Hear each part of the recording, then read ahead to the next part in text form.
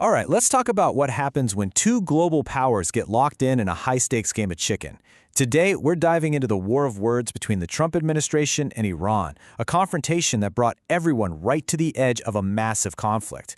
We'll break down how it all happened, and maybe more importantly, what's stopping it from boiling over. Okay, so let's get right into it.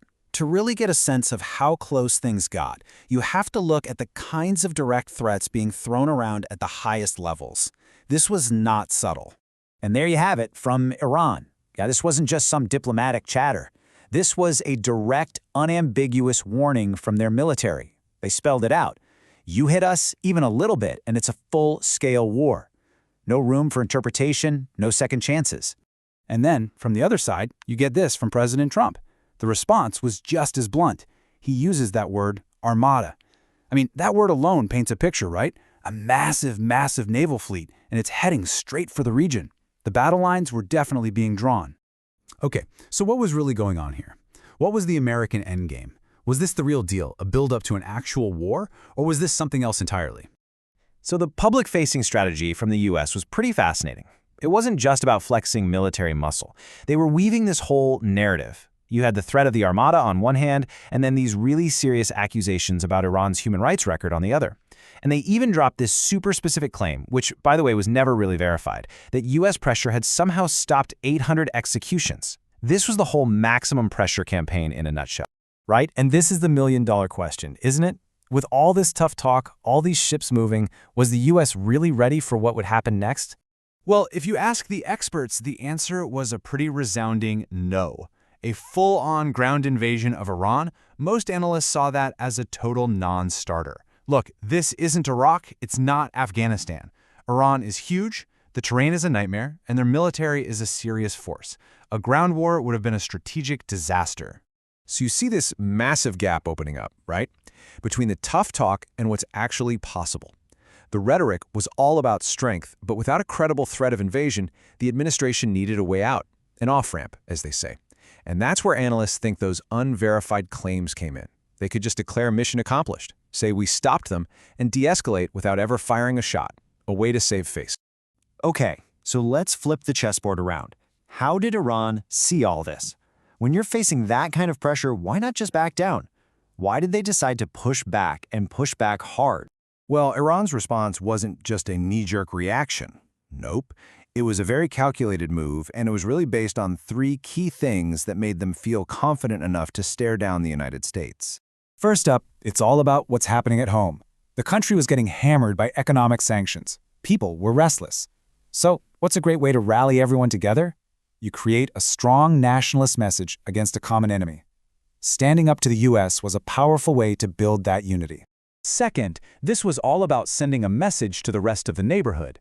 Iran had to prove to all its rivals and allies in the Middle East that it was still a major player, that it calls the shots and doesn't just react when America applies pressure.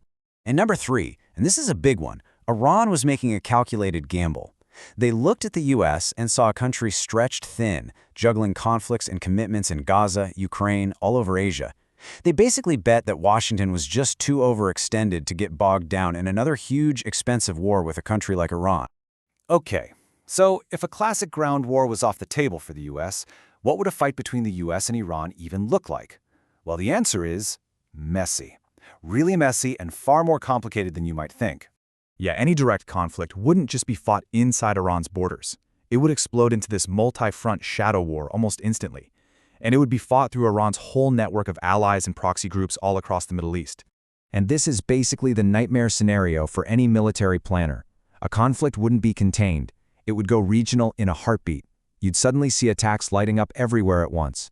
You'd have Hezbollah putting pressure on Israel from Lebanon, militias attacking U.S. bases in Iraq and Syria, and Houthi rebels shutting down one of the world's most vital shipping lanes in the Red Sea. It would be absolute chaos on a massive scale.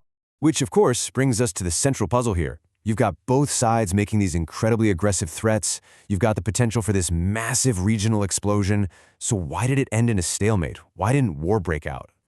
And this right here is the key to understanding why things didn't boil over. The huge difference between what was being said in public versus what was being feared in private. Publicly, the U.S. and its Gulf allies were presenting this perfectly united front.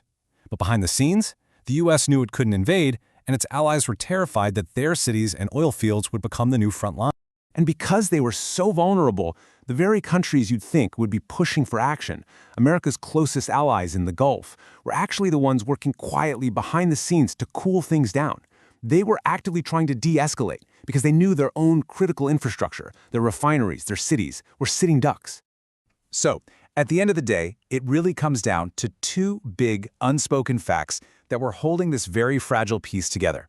Number one, the U.S. really couldn't launch a ground invasion.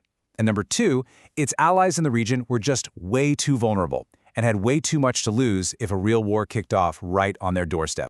And that leaves us right here, in this incredibly tense standoff. It's a kind of peace, I guess, but it's a peace built on fear and deterrence, not on any real resolution. And when you're in a high-stakes game of brinkmanship like this, you just have to wonder, how long can it possibly last before someone miscalculates and the whole thing comes crashing down?